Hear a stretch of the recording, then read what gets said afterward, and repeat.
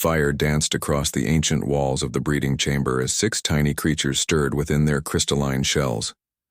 The sacred flames had burned for 300 years without pause, waiting for this moment when the royal bloodline would continue. Commander Theron walked slowly around the glowing eggs, his scaled hands clasped behind his back as he performed the ritual watch that had been his duty for the past month. The shells began to crack with sounds like breaking glass, tiny claws pushing through as the future rulers of the Draconian Empire took their first breaths. Each hatchling was no bigger than a house cat, but their eyes held intelligence that would shame most adult beings across the galaxy.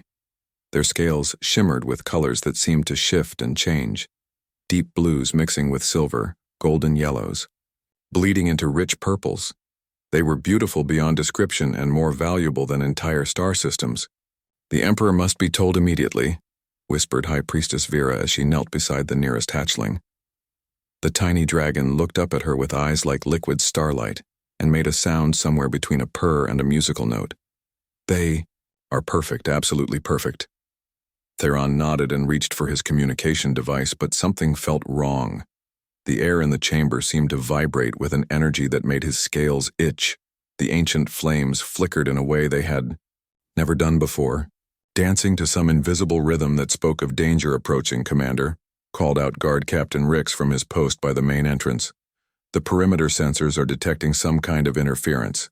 Nothing we can identify, but the readings are unlike anything in our databases." Before Theron could respond, the lights in the chamber began to dim, not from any power failure, but as if something was draining the energy from the very air. The sacred flames guttered and nearly went out, casting strange shadows that seemed to move independently of their sources. The hatchlings sensed the disturbance and began to cry out in voices that sounded like wind chimes in a storm. "Sound the alarm," Theron ordered. But his words were cut short as every piece of technology in the chamber simply stopped working. Communication devices went silent, security monitors went dark, even the basic lighting systems failed completely. The only illumination came from the struggling sacred flames and the faint glow emanating from the hatchlings themselves. High Priestess Vera tried to gather the tiny dragons close to her body for protection, but something invisible seemed to pull them away from her grasp. The hatchlings floated through the air as if carried by gentle hands, their cries growing fainter as they drifted toward the chamber's rear wall. That wall began to shimmer like water and then simply wasn't there anymore. "Stop them," Theron shouted as he lunged forward, but his claws grasped only empty air. The opening in the wall sealed itself as quickly as it had appeared, leaving no trace that it had ever existed. The chamber's technology flickered back to life as if nothing had happened, but the crystalline shells lay empty and broken on the floor. 6 royal hatchlings had vanished without leaving so much as a scale behind. The investigation began within minutes but yielded almost nothing useful. The energy readings made no sense to anyone, showing patterns that matched no known galactic species or technology. The wall that had dissolved and reformed showed no signs of tampering, no molecular displacement, no residual energy traces that their most sensitive equipment could detect. "This is impossible," muttered Chief Engineer Dex as he ran his scanners over every surface in the chamber. "Nothing can bypass our security systems. The breeding chambers have defenses that could stop a full military assault. Yet something walked in here and took the hatchlings without triggering a single alarm. Emperor Draken himself arrived within hours, his massive form filling the chamber entrance as guards scrambled to make way. His golden scales seemed to burn with inner fire as rage built within him. The loss of his great-grandchildren was more than a family tragedy. It threatened the very future of their civilization. "Find them," the Emperor commanded, his voice echoing through the chamber like rolling thunder. "Mobilize every ship, contact every ally, interrogate every species. If necessary, someone has stolen the future of our empire and they will pay with their lives." Commander Theron knelt before his ruler and spoke carefully. "Your Majesty, the evidence suggests this was not the work of any known species. The technology required to accomplish this theft is beyond anything we have encountered. Perhaps we should consider that the hatchlings were taken by beings we have never made contact with." The Emperor's eyes blazed brighter as he considered this possibility. If some unknown species had the power to steal dragons from the most secure location in their empire, What else might they be capable of? Then we expand our search beyond the known galaxy. Send scouts to every unexplored system. Make contact with every primitive world that might harbor advanced beings. I want answers, and I want my heirs returned. News of the theft spread across the galaxy faster than light itself. The Draconian Empire was not known for its patience or restraint when threatened. Other civilizations began to worry about becoming targets of the search as Draconian fleets appeared in system after system, demanding answers and conducting invasive scans of any ships or stations they encountered. Meanwhile, in a distant corner of space that few beings had ever visited, a tiny escape pod drifted between the stars. Its hull was cracked and its systems were failing, but 6 small forms huddled together inside, sharing warmth and comfort as they projected their thoughts across the void, searching for someone who might help them. The hatchlings had not been stolen at all. They had fled for their lives when they sensed danger approaching their homeworld. Their psychic abilities, still developing but incredibly powerful, had detected the thoughts of someone who meant them harm, someone who wanted to use them as weapons rather than cherish them as the precious young beings they were. Now they drifted through space, growing weaker by the hour, their telepathic calls for help growing fainter as they struggled to survive. They needed to find someone with a kind heart and a strong protective instinct, someone whose mind was naturally shielded enough to hide them from those who would do them harm. Somewhere in the human colony systems, a mechanic named Roy Bennett tossed restlessly in his sleep, strange dreams filling his mind with images of small creatures calling out for help across the endless darkness of space. 3 weeks of searching had yielded nothing but frustration and growing tension across 12 star systems. Draconian warships hung in orbit around hundreds of worlds, their massive hulls casting shadows over planets that had never seen such displays of military might. Commander Theron stood in the command center of the flagship Eternal Flame, watching displays that showed negative results from every investigation. The Crystalline Collective has opened their hive minds for inspection, reported Intelligence Officer Nara, her voice tight with exhaustion. Their thoughts are too structured and geometric to hide deception. They genuinely know nothing about our missing royals.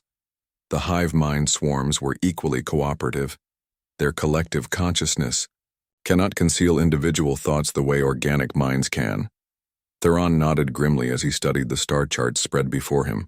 Red markers indicated systems already searched. Yellow ones showed investigations still in progress, and the vast empty spaces between them seemed to mock their efforts. What about the silicon-based entities from the Andromeda Spiral? Completely different thought patterns, Nara replied, consulting her reports. Their consciousness operates on geological timescales. They think in centuries rather than moments. If they had taken the hatchlings, they would still be deciding what to do with them. Besides, their energy signatures don't match what we detected in the breeding chamber. The search had revealed something troubling about the galaxy's political landscape. Many species were growing tired of draconian demands and intrusions. Worlds that had maintained friendly relations for decades were beginning to close their borders. Trade agreements were being questioned, and whispers of rebellion echoed through the outer systems. Your Majesty, Theron said, as Emperor Dracon materialized on the bridge's holographic communicator. Our investigation teams have eliminated most of the known species in this sector. The energy signature from the breeding chamber doesn't match any technology in our databases. We may be dealing with an entirely unknown civilization. The Emperor's image flickered with barely controlled rage, his golden scales seeming to burn, brighter with each passing day. Then find this unknown civilization. Expand the search to include every primitive world, every unexplored system, every species that claims to have no advanced technology. Someone is hiding my heirs, and I will not rest until they are found. Among the species being investigated were the humans, a young civilization that had only recently achieved faster than light travel. Their colonies were scattered across several systems populated by beings who seemed remarkably unremarkable compared to the galaxy's ancient races. They had no psychic abilities, no energy weapons, no planet-killing technologies that other species took for granted. The humans are an interesting case, reported Senior Investigator Core during the daily briefing. They possess natural mental shielding that makes them difficult to probe psychically. This could theoretically allow them to hide thoughts or intentions from our investigators, however. Their technology is primitive and their society appears genuinely peaceful. Theron considered this information carefully. The human mental shielding was indeed unusual. Most species either had strong psychic abilities or were completely open to telepathic intrusion. Humans existed in a strange middle ground where their minds were naturally resistant, but they couldn't project thoughts outward. Send investigation teams to all human colonies. Use the deepest scans available. If they're hiding something, we need to know what it is. On the human colony world of New Haven, life continued much as it always had despite the increased draconian presence in nearby systems. The mining operations that sustained the colony ran on schedule, the agricultural domes produced their crops, and the small population went about their daily routines with the casual indifference that humans showed toward galactic politics. Roy Bennett worked late in his repair shop as he had for the past several weeks, but his concentration was becoming increasingly difficult to maintain. The strange dreams that had started 3 weeks ago were growing more vivid and more frequent. Images of small creatures drifting through space haunted his sleep, and even during waking hours he sometimes heard faint whispers in languages he didn't recognize.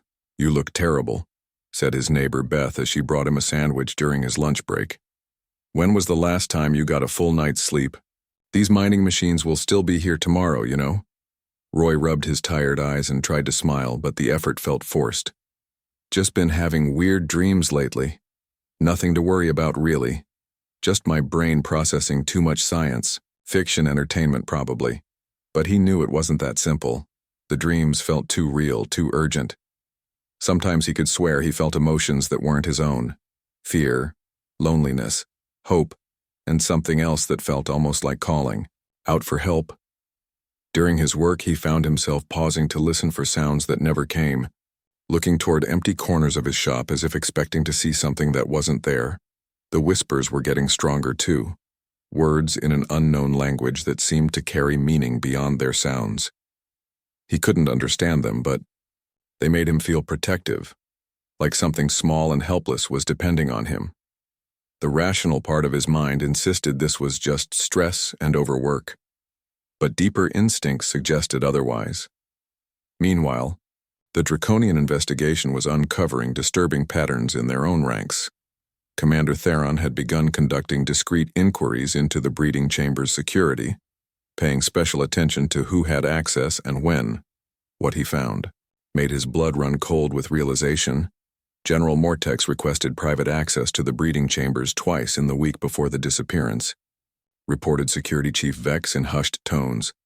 He claimed he wanted to perform traditional blessing rituals, but there are no records of him actually entering the chambers during his scheduled times. Theron felt pieces of a darker puzzle beginning to fit together. General Mortex was the Emperor's younger brother, and had always been vocal about his belief that the Empire was growing weak through diplomacy. He had openly argued for more aggressive expansion, and had criticized the current policy of peaceful coexistence with other species. "There's more," Vex continued, his voice dropping even lower. 3 of the guards who were supposed to be monitoring the outer perimeter that night reported equipment malfunctions that pulled them away from their posts. All 3 malfunctions occurred within the same hour, and all 3 guards were personally selected for duty by General Mortex. The implications were staggering. If the general was involved in the disappearance of the hatchlings, it could only mean one thing. This wasn't a theft by outsiders, but an internal coup attempt. The royal heirs weren't missing. They had been taken by someone who wanted to control their upbringing and use them for his own political purposes. "We need proof," Theron said carefully, knowing that accusations against the Emperor's brother could not be made lightly. "Continue the investigation, but keep these findings absolutely secret. If General Mortex is involved and he suspects we know, he might harm the hatchlings to prevent discovery." But even as the investigation continued, the 6 young dragons drifted further from their homeworld in their damaged escape pod. Their psychic calls for help grew weaker as their strength faded, but their bond with a distant human mechanic grew stronger. Roy Bennett might not understand what was happening to him, but somewhere deep in space, 6 small beings had chosen him as their protector. The escape pod systems failed one by one, but the hatchlings used their combined psychic abilities to guide their craft toward the human colony systems, drawn by the protective instincts they sensed in Roy's dreams. They were coming home to a guardian who didn't even know he was waiting for them. Dawn broke over New Haven's industrial district with the usual sounds of machinery starting up and workers beginning their shifts. But Roy Bennett hadn't slept at all. The dreams had been so vivid that he'd given up trying to rest and instead had spent the night organizing tools in his workshop, trying to distract himself from the increasingly urgent whispers in his mind. Something was different about today, though. The whispers had changed from desperate calls to what almost sounded like relief, mixed with exhaustion and pain. As Roy moved between the workbenches, checking on the various mining equipment he was repairing, he noticed sounds coming from the heating ducts that ran along the back wall of his shop. Probably just the ventilation system acting up again, he muttered to himself, but the sounds weren't mechanical. They were soft and organic, like small creatures moving around inside the ductwork. Great, now I've got space rats to deal with too. He grabbed a flashlight and a toolkit, planning to open one of the access panels to see what kind of pest had gotten into his heating system. But when he knelt down beside the main duct and listened carefully, the sound stopped completely, as if whatever was inside knew he was there and was trying to hide. Roy opened the access panel slowly, expecting to see the glowing eyes of some scavenging creature reflecting his light back at him. Instead, he found himself staring at 6 pairs of the most beautiful eyes he had ever seen. They were large and luminous, colored like precious gems, sapphire blue, emerald green, golden amber, deep purple, silver white, and rich crimson. What? In the stars, he breathed, reaching for his light to get a better look. The creatures pressed themselves deeper into the ductwork, but they didn't run away. As Roy's flashlight illuminated them fully, he saw that they were unlike anything in any database he'd ever accessed. They looked like tiny dragons from ancient Earth legends, no bigger than house cats but perfectly formed. Their scales shimmered with inner light that seemed to pulse in rhythm with their breathing. One of them, the one with sapphire blue scales, slowly crawled toward the opening, its eyes fixed on Roy's face with an intelligence that was unmistakably sentient. When it reached the edge of the access panel, it extended one small clawed hand toward him in what could only be a gesture of trust.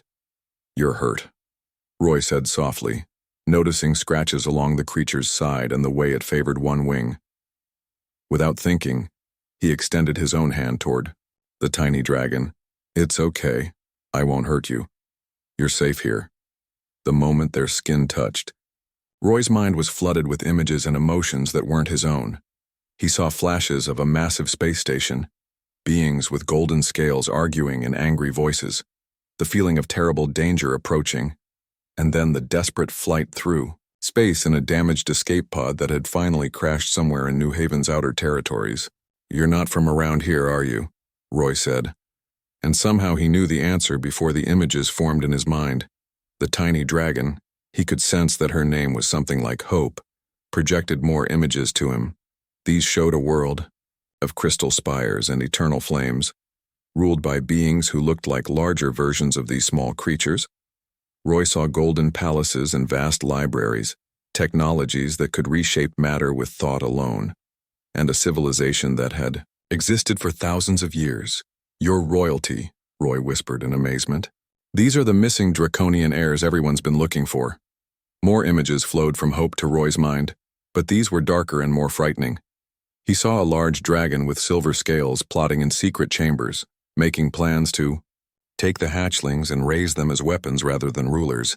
The escape had been their only choice when they sensed his approach, but the journey had nearly killed them. The other 5 hatchlings slowly emerged from the deeper parts of the ductwork, each one more beautiful than the last, Roy could sense. Their individual personalities through the psychic connection. Courage with her emerald scales and fierce protective instincts. Wisdom with golden scales that seemed to hold ancient knowledge. Justice with deep purple scales and an unwavering moral compass. Mercy with silver-white scales and infinite compassion. And honor with crimson scales that burned like inner fire. "You've been calling to me in my dreams," Roy said. And it wasn't a question. "You've been looking for someone to protect you. Someone whose mind could hide you from those who want to hurt you. The hatchlings confirmed this with a wave of shared emotion, gratitude, relief, and something that felt remarkably like love. They had searched across space for a mind that could shield them from psychic detection, and human mental patterns were naturally resistant to telepathic intrusion. Roy's protective instincts and gentle nature had drawn them to him like a beacon. "All right," Roy said, making a decision that would change his life forever. "Let's get you six properly taken care of." He carefully lifted each hatchling from the ductwork, noting their various injuries and signs of malnutrition. Their escape pod had sustained serious damage during the journey, and they had been surviving on minimal life support for weeks. They needed medical attention, proper food, and a safe place to recover. Roy's workshop wasn't exactly designed for housing royalty, but his human ingenuity kicked in as he began adapting the space for his unexpected guests. He moved several pieces of equipment to create a more comfortable area near the heating system, where the temperature was warmest, and he used soft cloths and cushions to create nests that would support their small forms properly. "I don't know what dragons eat," he admitted to them, "but I've got some nutrient paste and protein bars. Will that work until I can figure out something better?" The hatchlings shared their dietary needs through the psychic link, and Roy was relieved to discover that they could process most organic compounds. Their young systems were adaptable, and human food would sustain them while they recovered from their ordeal. As he worked to make them comfortable, Roy began to understand the true scope of what had happened. These weren't just missing pets or valuable commodities. They were the future rulers of one of the galaxy's most powerful civilizations, and someone from within their own species had tried to steal them for political purposes. "Your uncle," Roy said as he fed small pieces of protein bar to Justice, who seemed the weakest of the group. "He wanted to control you, to turn you into weapons instead of leaders." The hatchlings confirmed this with shared images of General Mortex, showing Roy how they had sensed his approach and the dark intentions. In his mind, their bodyguard, a female dragon named Captain Vale, had sacrificed herself to help them escape, buying them precious time to reach their small ship and flee into space. "She saved your lives," Roy said softly, and the hatchlings radiated grief and gratitude for their fallen protector. Over the next few hours, Roy worked to improve their hiding place, using his mechanical skills to create better ventilation, warmer sleeping areas, and even a crude communication system that would alert him if anyone approached the workshop while he was away. His human creativity produced solutions that even advanced draconian technology couldn't match.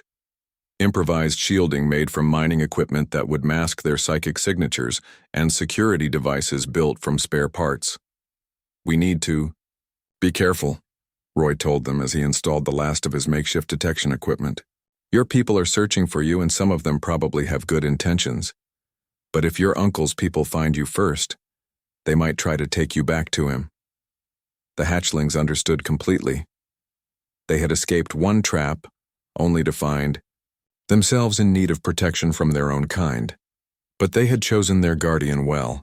Roy Bennett might be just a simple mechanic, but his human determination and protective instincts were exactly what 6 frightened young dragons needed.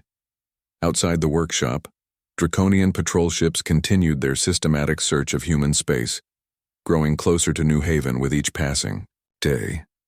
The investigation was about to reach the small colony world, and Roy would soon have to face the might of a galactic empire to protect 6 small beings who had entrusted him with their lives.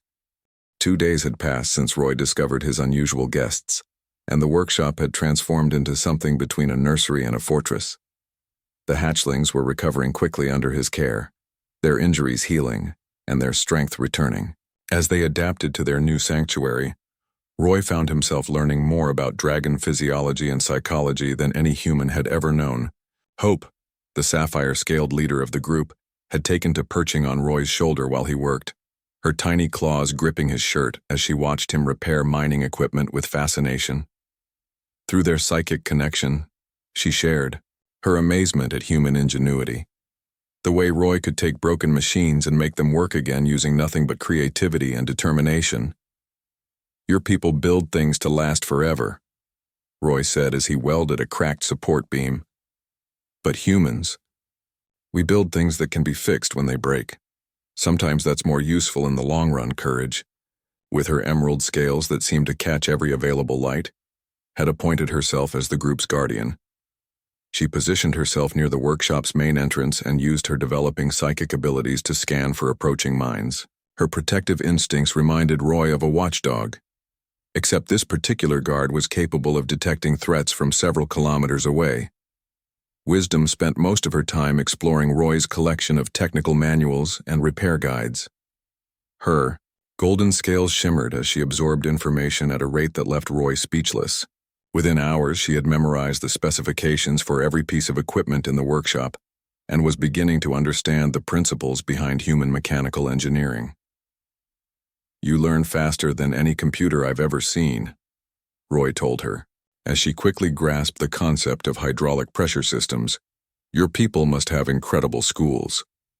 Through their shared connection, Wisdom showed him images of the great libraries on their homeworld, vast crystalline structures that contained the accumulated knowledge of thousands of years. Young dragons learned through direct mind-to-mind transfer, absorbing centuries of information in mere moments. But human learning was different, slower but more creative. Building understanding through experimentation and innovation, Justice, her purple scales dark as deep space, had become fascinated with Roy's moral decision-making process. She watched as he chose to share his limited food supplies equally among them as he worked extra hours to ensure their comfort, as he risked his own safety to protect them from discovery. Her species valued honor and righteousness. But Roy's casual goodness seemed to operate on a different level entirely. Mercy, whose silver-white scales seemed to glow with inner light, had developed a special talent for sensing Roy's emotional state. When he was tired or frustrated, she would curl up against his neck and project feelings of calm and comfort. Her empathic abilities were remarkably strong for such a young dragon, and she used them to ease the stress that came with hiding 6 of the galaxy's most wanted beings. Honor, the smallest of the group with crimson scales that pulsed like heartbeats, had taken responsibility for organizing their sleeping arrangements and ensuring that everyone stayed hidden when visitors approached the workshop. His sense of duty was impressive for someone so young, and he treated the task of remaining concealed as a matter of personal pride. As the days passed, Roy began to understand that he wasn't just hiding refugees. He was participating in something unprecedented. No human had ever formed such a close bond with members of the draconian royal family. The knowledge and perspectives they shared with him were reshaping his understanding of the galaxy and humanity's place within it. "Your people have something special," Hope told him during one of their evening conversations, her thoughts flowing into his mind like warm honey. "You don't have psychic abilities or energy weapons or ships that can destroy planets, but you have something we've never encountered before." "What's that?" Roy asked as he adjusted the temperature controls for their sleeping area. "You care about individuals rather than just species," Wisdom explained, her golden eyes reflecting the workshop's soft lighting. "Most galactic civilizations think in terms of populations and resources and political advantages, but humans seem to form personal connections that transcend those boundaries." Roy considered this as he watched the 6 hatchlings settle into their makeshift nests. Each one had developed a unique relationship with him based on their individual personalities and needs. He didn't see them as valuable political assets or future rulers. He saw them as 6 young beings who needed protection and guidance. "Maybe that's because we're still young as a species," Roy said thoughtfully. "We haven't had time to develop the kind of detachment that comes with centuries of galactic politics." The hatchlings shared this observation among themselves through rapid psychic communication that felt like distant music in Roy's mind. They were beginning to understand that their bond with him represented something new in galactic relations. A friendship based on mutual respect and affection rather than political necessity or strategic advantage. During their 3rd night together, the hatchlings revealed more details about the conspiracy that had forced them to flee. General Mortex had not acted alone in his attempt to control their upbringing. He had allies throughout the draconian military, who believed that the Empire had grown weak through peaceful coexistence with other species. "He wanted to raise us as weapons," Justice explained, her purple scales darkening with remembered fear. We would have been taught to see other species as inferior, to use our abilities for conquest rather than protection. Your bodyguard, Captain Vale, she discovered the plot, Courage added, her emerald scales flickering with grief.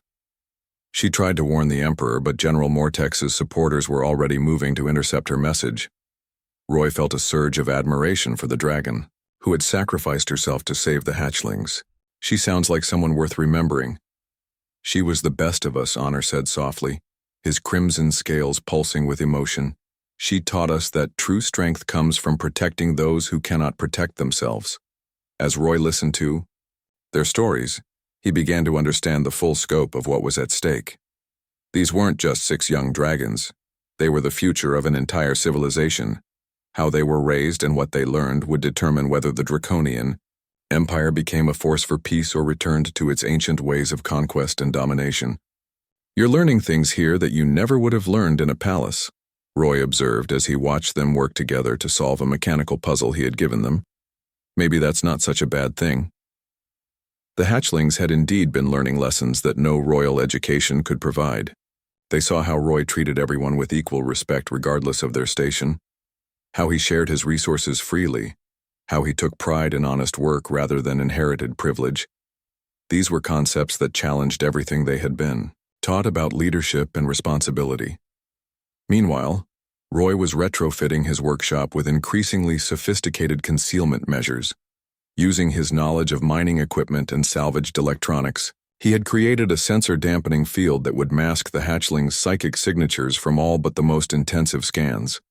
His human creativity had produced security systems that even advanced draconian technology would have difficulty detecting.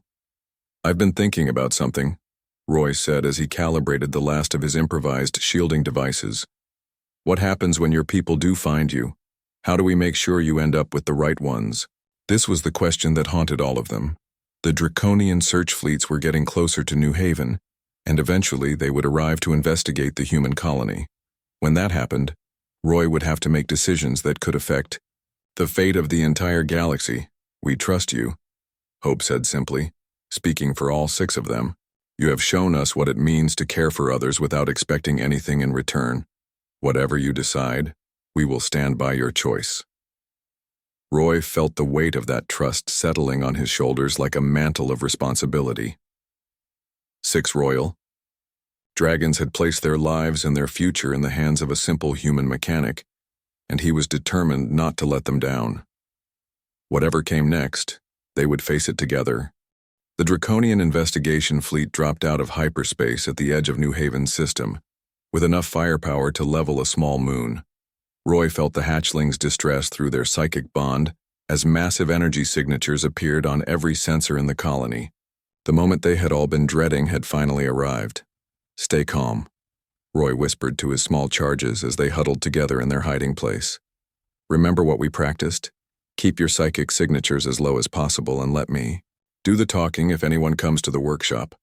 Commander Theron stood on the bridge of the Eternal Flame, studying the peaceful human colony spread across New Haven's surface.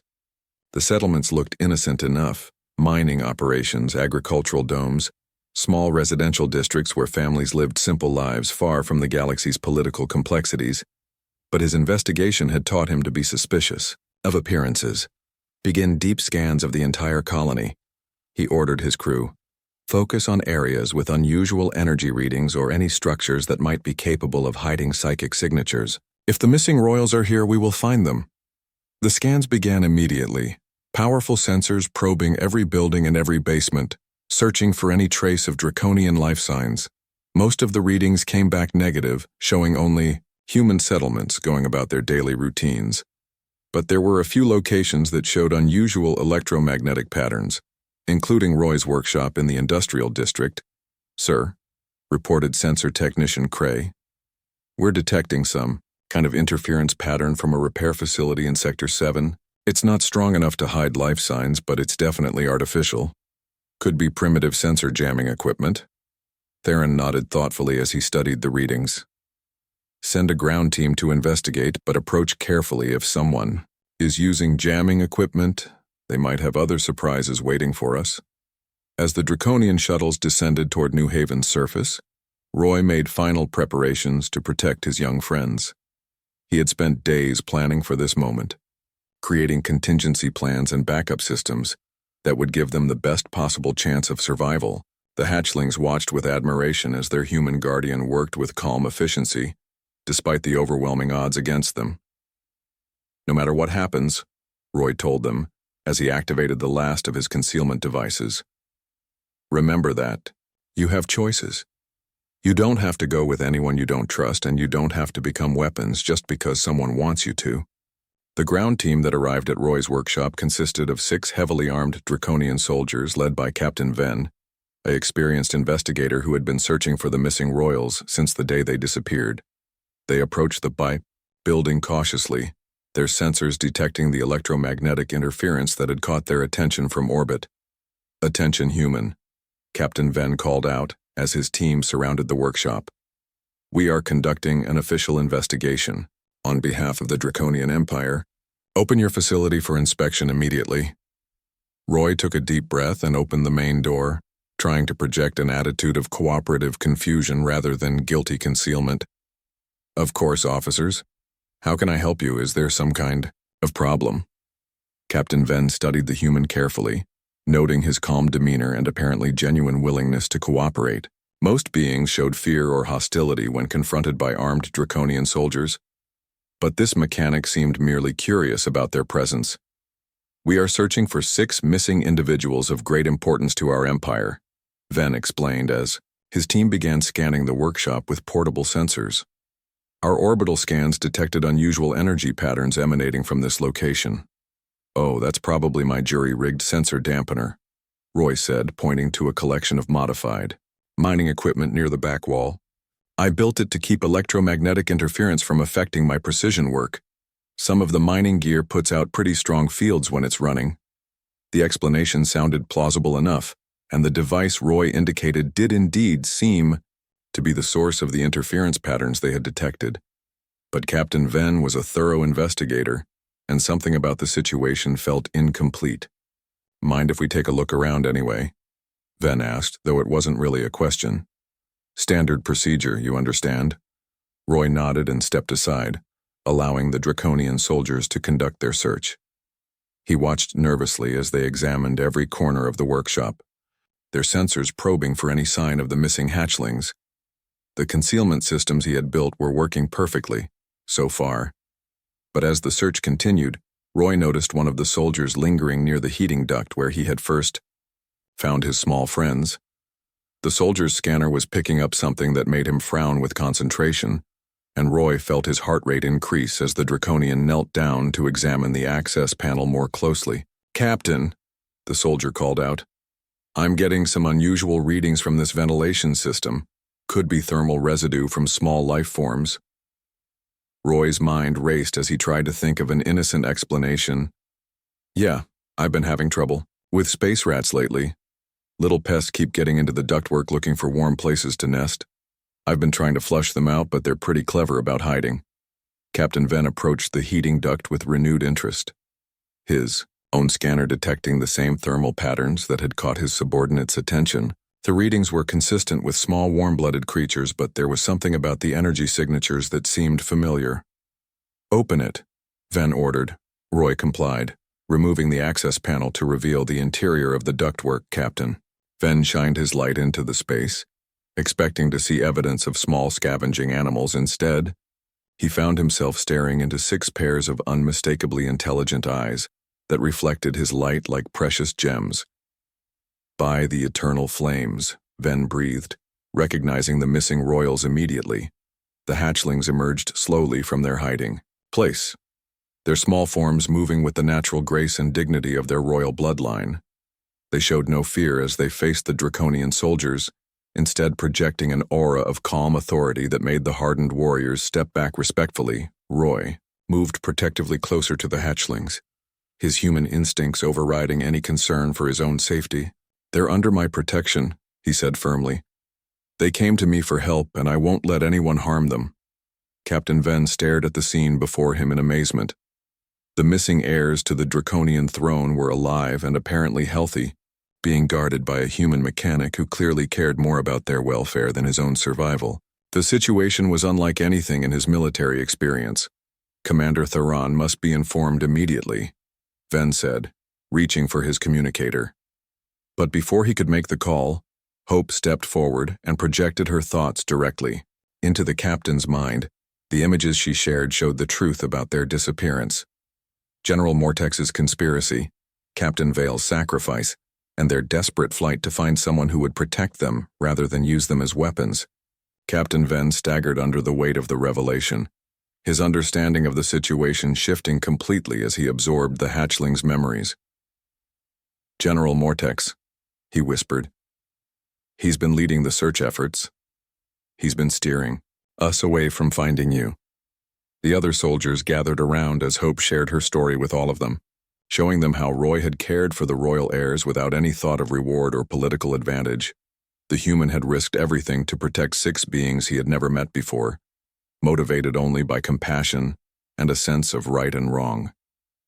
This changes everything, Captain Ven said as he finally understood the scope of the conspiracy they were dealing with. If General Mortex finds out we've located the royals, he'll try to take them for himself. Roy stepped forward, his protective instincts fully engaged. Then maybe it's time to make sure the right people know where they are. Commander Theron received Captain Ven's encrypted transmission, while the eternal flame hung in orbit above New Haven, and the contents nearly made him drop his communication device. The missing royals had been found. They were alive and healthy, and they were being protected by a human mechanic who had uncovered a conspiracy that reached to the highest levels of the draconian military. Secure all communications immediately, Theron ordered his bridge crew. I want General Mortex's access to our command systems terminated, and I want a direct channel to the Emperor that bypasses all military networks. The evidence that Hope had shared through Captain Ven painted a clear picture of treachery and betrayal. General Mortex had indeed been sabotaging the search efforts, using his position to ensure that the hatchlings would never be found by loyal forces. His plan had been to eventually discover them himself and claim credit for their rescue, giving him control over their upbringing and future. Within hours, loyal draconian forces had moved to arrest General Mortex and his conspirators, the generals. Supporters put up fierce resistance, but they were outnumbered and outmaneuvered by troops who had learned the truth about the missing royals. The attempted coup collapsed, as soldiers chose loyalty to the legitimate heirs over allegiance to a would-be usurper. Emperor Dracon himself arrived at New Haven aboard the Imperial flagship Celestial Fire, his massive golden form radiating barely controlled fury at the betrayal he had uncovered. He had come expecting to punish whoever had stolen his great-grandchildren, but instead found a situation that challenged everything he thought he knew about leadership and loyalty. The Emperor's first meeting with Roy Bennett took place in the human's modest workshop. Surrounded by the tools and equipment that had helped hide 6 royal dragons from the most powerful search effort in galactic history, Draken's enormous frame barely fit through the doorway, but he approached with surprising gentleness when he saw the hatchlings gathered protectively around their human guardian. You are the one who protected my heirs, the Emperor said, his voice like distant thunder. Roy stood his ground despite being dwarfed by the massive dragon ruler. I did what anyone should do when someone asks for help, he replied simply. They needed protection, and I was in a position to provide it. The hatchlings immediately began sharing their experiences with their great-grandfather, projecting images and emotions that showed how Roy had cared for them. The Emperor saw through their eyes how the human had shared his food, created comfortable sleeping spaces, worked long hours to build concealment devices, and risked his own safety to keep them hidden from those who would harm them. This human has taught you things, Emperor Draken observed, studying his great-grandchildren with ancient eyes. You carry yourselves differently than when you left our world, Hope stepped forward to speak for her siblings.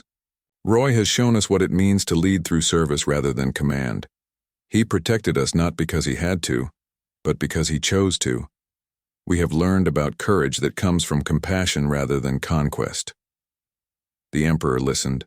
As each hatchling shared what they had discovered during their time with Roy, courage spoke of strength that protected rather than dominated. Wisdom described knowledge gained through experimentation, rather than inherited memory.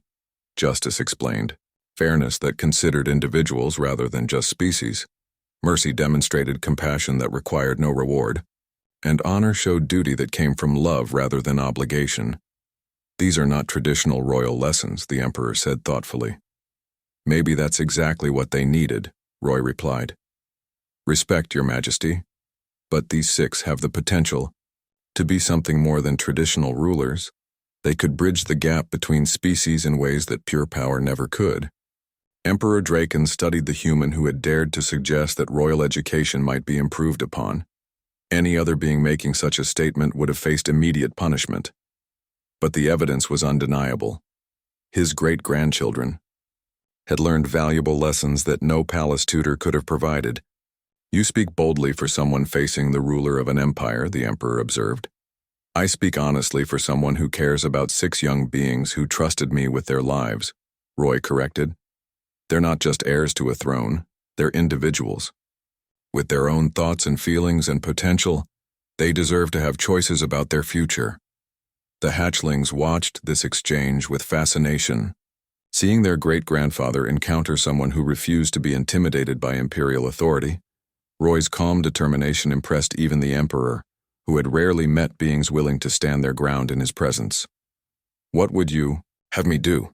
Emperor Draken asked, genuinely curious about this human's perspective. Let them choose, Roy said simply. They're old enough to have opinions about their education and their future roles. Ask them what they want to learn and how they want to serve their people. They might surprise you with their wisdom. The Emperor turned to his great-grandchildren, seeing them through new eyes. What do you choose? The six hatchlings looked at each other, then at Roy, then back at their great-grandfather. Hope spoke for all of them.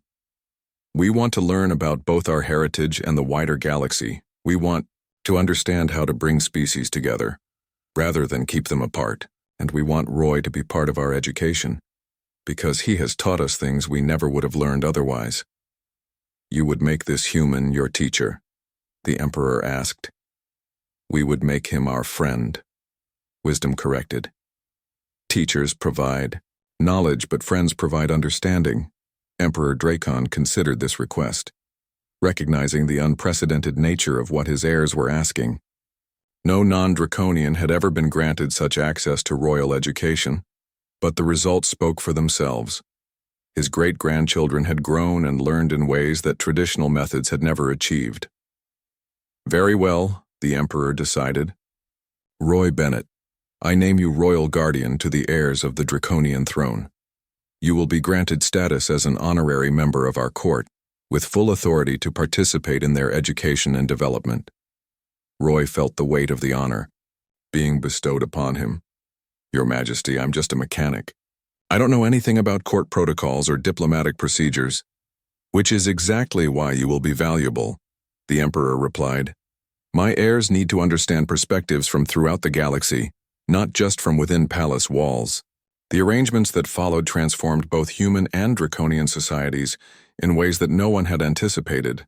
New Haven became an embassy world where young dragons and human engineers worked side by side, sharing knowledge and perspectives that benefited both civilizations. The hatchlings split their time between the crystal spires of their homeworld and the practical workshops of human space.